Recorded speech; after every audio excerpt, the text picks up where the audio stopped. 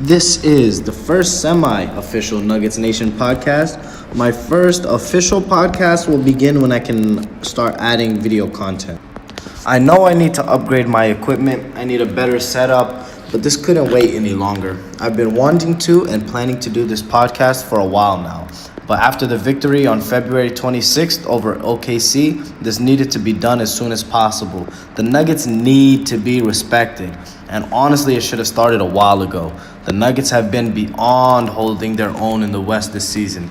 They've held the top spot of the West for the majority of the year, jockeying only with the Warriors from time to time, but with no love or respect behind their work. The biggest lack of respect started about a month ago during Paul George and James Harden's respectable dominance, when everyone from ESPN to NBA Instagram accounts were trying to figure out who could actually compete with the dominance of Golden State. And the unanimous decisions were that only Houston or OKC had a chance against the Warriors, completely undermining and overlooking Denver. OKC's recent decline and Denver sweeping them head-to-head 4-0 shows just how disrespectful that take really was. Now, I'll wholeheartedly agree the Warriors, and only the Warriors, are in the top tier of the West. But the issue is Denver needs to be respected and included in the second, along with Houston and what used to be thought of as OKC, as the only competitors for the Warriors this season. In my opinion, the only option to rid the NBA of the Warriors in the postseason this year is with a group effort. Feel about him as you please, but Max Kellerman had a similar take recently that the only way I see the Warriors losing in the postseason this year is for each team to take them deep in their playoff series respectively. The only way we can enjoy a Warrior-less NBA Finals this year is for the Warriors to be physically strained and beat up on in each and every series. Each battle needs to be extended as many games as possible. We need as many Game 7s, and there is no way we can have any sweeps for the Warriors this year. The West is riddled with talent, and if the Warriors can match up with a worthy opponent each and every round that will take something out of them, eventually whichever other team can make it to the Western Conference Finals or some other point deep in the playoffs will be rewarded with a fight against a depleted Warriors team that, if all the luck and blessings fall in their favor, can finally take them out. As for the Nuggets, their head-to-head matchups against those Warriors this season haven't been the best for us, even though we won our first matchup of the year against them. That game didn't seem as serious as the rest, because throughout the season, as the Nuggets held the top spot of the West for much longer than the Warriors did, and speculation that the addition of DeMarcus Cousins was putting the Warriors in a decline, they were amped up and ready to fight January 15th and ready to beat us and show their dominance as the true top of the West. And they did. The Warriors tried hard to show out, and they succeeded, as they broke an NBA record for the most points in the first quarter with 51 to start the game. Their stars were on fire from distance. Clay, Curry, and KD going a combined 18 for 28, which is 64% from distance for that game at least. And the Nuggets were never able to get back in the game. On March 8th, we got to see them again. This time, Clay carrying the load. He went an astounding 9 for 11 from three-point range and having a total 39 points at the end. This time, the Nuggets were more in the game, but the gap was pretty steep most of the game, usually around a double-digit lead, 8 to 10 point deficit. But today we have one last chance to prove ourselves against the Warriors themselves, that we should be feared and respected.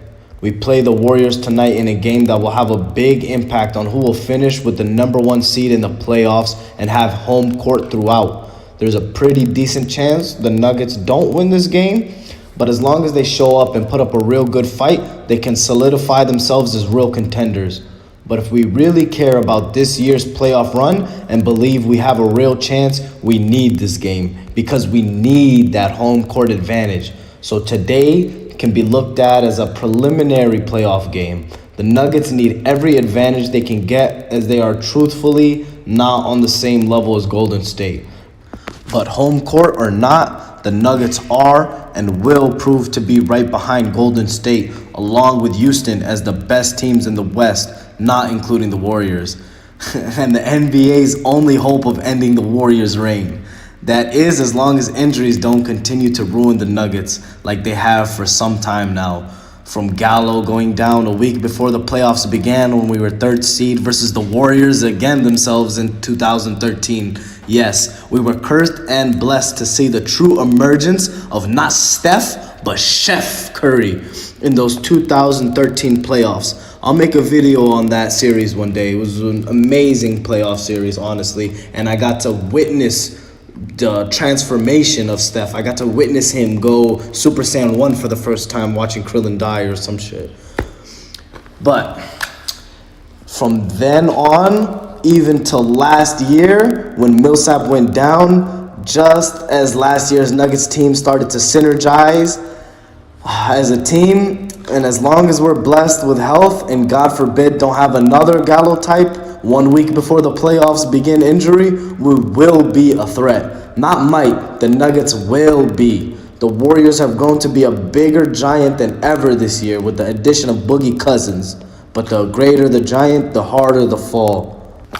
Now for the most fun part, seeding. Hypothetically, the Nuggets can place anywhere from 1 to 4. Mathematically, I believe they can fall all the way down to 6th place, but I don't see them losing every single game from now on and another team winning the rest of theirs. On the bottom of the West, more than likely, the Spurs and Thunder will have either of the 7th or 8th seeds.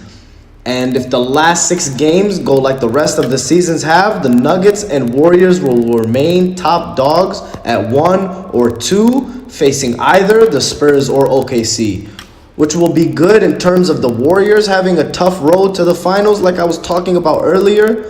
But now as for the Nuggets, the Spurs would be the worst possible draw for us, and even though we dominated OKC, I would still be a little worried about facing them in the first round. Other than, obviously, the Warriors and Rockets, the worst matchup for the Nuggets would be the Spurs, Jazz, and Rockets in that order. There are 2 routes the Nuggets could take in this year's playoffs, depending on what they truly believe about themselves. Now, the Nuggets could have a more advantageous situation if they slip up, maybe even purposely fall to the 3rd seed and get a matchup with the Clippers. But that'll only be good if the Nuggets are interested in finally getting out of the first round for the first time since the 2008-2009 season.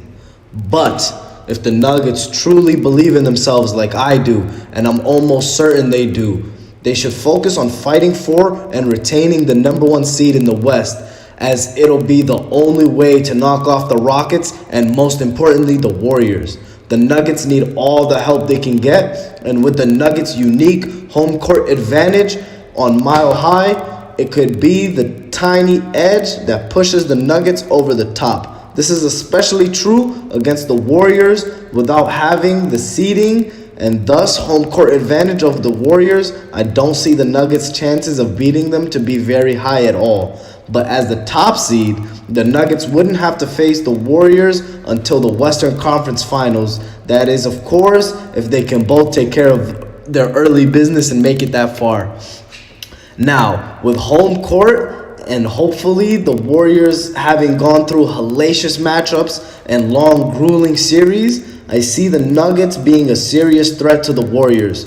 At this point in the season, enough is enough. Anyone who doesn't respect the Nuggets doesn't respect basketball and is purposely ignoring greatness. What the Nuggets are doing this year should be celebrated. The team is filled with star-level talent that mostly came from the second round of the draft to even the G League. The Nuggets' amazing front court of Paul Millsap and Nikola Jokic were both drafted in the second round, pick 47 and 41. Will Barton, also a second rounder, is our starting small forward. As for the backcourt, we have some higher draft picks in Murray, the 7th overall, and Gary Harris, a 14th overall pick. But off the bench, we have Monte Morris, a 51st overall pick, and Torrey Craig, a G League prospect, who have been making a huge impact for the Nuggets this year and look to be a big part of our bright future. Let's hope the Nuggets can take care of business tonight and most importantly in this season's playoffs. And good night, Nuggets Nation. I'll see y'all later.